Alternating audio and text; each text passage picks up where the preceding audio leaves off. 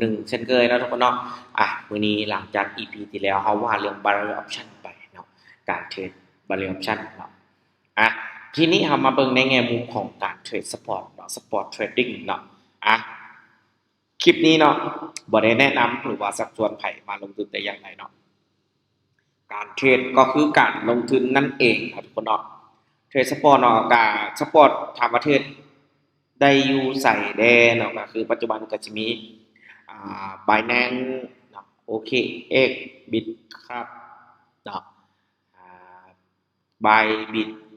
BX Trade ก็เทรดได้คือกันเนาะแล้วก็มีหลายๆเนาะในบ้านเราก็จะมี Bitquick เนาะที่สามารถเทรดสปอร์ตเทรดดิ้งได้นะทุกคนเนาะแล้วอาจารย์ก็ก็ศึกษาอยู่นะทุกคนเนาะฉะนั้นเนาะตัวนี้เนาะการซื้อสปอร์ตก็สามารถซื้อใส่ก็ได้นะต่อให้มันมีความน่าเชื่อถือแล้วก็บางทีก็บางบางประเทศก็สามารถซื้อขายได้แบบจำนวนที่ว่า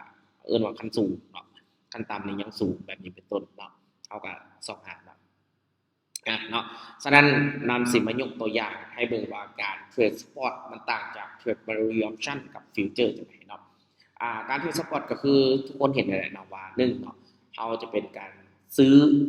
แล้วเราได้เหรียญมาถือจริงๆเนาะยกตัวอย่างว่าเราซื้อบิตคอยน์เราจะได้เหรียญบิตคอยน์มาอยู่ในกระเป๋าเราเนาะใครที่เทรด BX เทรดอยู่เนาะสามารถลองไปซื้อเบิ่งได้เนาะซื้อน้อยๆมันก็ได้เนาะสามารถซื้อแล้วก็ขายได้เนาะถ้าว่าราคามันขึ้นยกตัวอย่างเราซื้อเนาะซื้อบิตคอยน์อีเธเรียม BNB TRX อย่างก็สามารถซื้อได้เนาะUSDT เป็น USDC ก็สามารถได้เนาะยกตัวอย่างว่าถ้าเราซื้อ1บิตคอยน์เนาะในราคา 60,000 เนาะแล้วราคามันขึ้นไป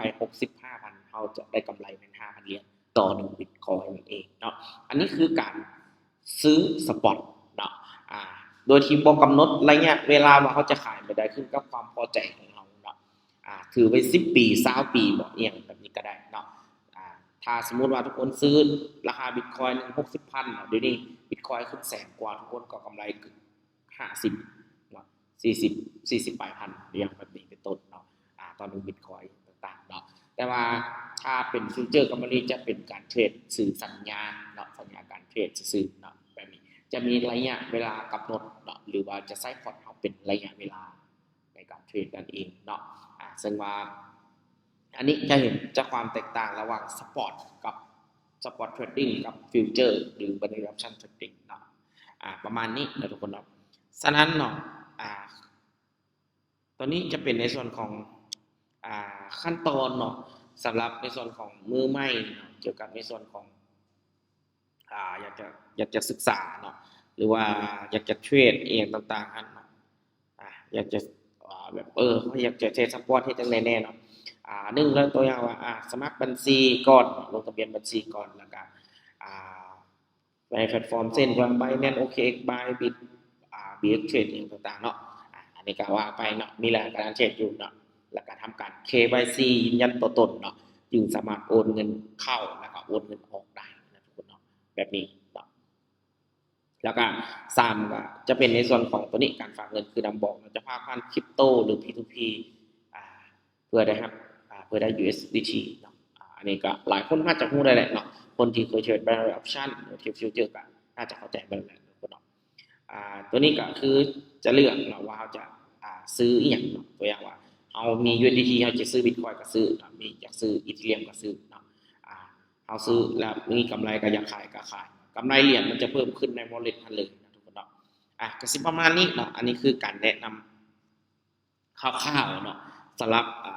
ว่าใครที่อยากจะเทรดสปอร์ตนี่อย่างต่างๆนะทุกคนเนาะก็พยายามศึกษาเนาะตัวหลักๆเนาะสมมติการบริหารธุรกิจกับบริต่างกันแล้วก็ขั้นตอนแนะนำสำหรับคนเริ่มต้นใหม่ก็คล้ายๆกันเอาไปอ่านอีกเนาะอันนี้ก็จะเป็นบทเรียนที่นำเอามามอบให้เนาะหรือว่าเอามาให้ทุกคนศึกษาอันนี้นะทุกคนเนาะสั้นกับทุกๆการลงทุนมีความเสี่ยงเนาะบทแนะนำหรือว่าสักส่วนไปมาลงทุนแต่อย่างใดเนาะอย่าลืมกดติดตามส่อง DK นำโนหนึ่งเนาะใน YouTube กับ TikTok เนาะถ้าบ่ติดตามบางเนื้อหาจะหาบ่เห็นเนาะเพราะว่านำจะว่าให้เป็น private สำหรับ FC ของนำโดยตรงเนาะก็อย่าลืมทุกคนเนาะคลิปนี้ก็บ่ยาวหลายเนาะเอาประมาณนี้เนาะแนะนำใคร เรียนหัวข้อใดแล้วเนาะหรือว่ายังสามารถเรียนย้อนหลังหลายคนบอกอ้าวอาจารย์เดี๋ยวนี้คือว่าคือบ่เห็นลงคลิปเทศน์ล่ะผู้คนต้องเข้าใจก่อนว่าการที่เราอยากไปถึงขั้นการเทรดวิเคราะห์เทคนิคเราต้องปูพื้นฐานให้เรามีความรู้ก่อนอยากจะหาเงินแล้วแบบอยู่ๆแบบข้ามขั้นเลยมันเป็นไปบ่ได้โรงเรียนเราก็เข้าปหนึ่งปสองปสามไปอันนี้ก็คือการทุกคนเนาะฉะนั้นเราก็ต้องมีขั้นมีตอนเนาะทุกคนก็ต้องเรียนไปตามระบบถ้าทุกคนอยากจะ success เนาะสำหรับคลิปนี้ว่างไว้เท่านี้เนาะอย่าลืมกดติดตามเด้อแล้วพบกันใน EP ต่อไปบ๊ายบาย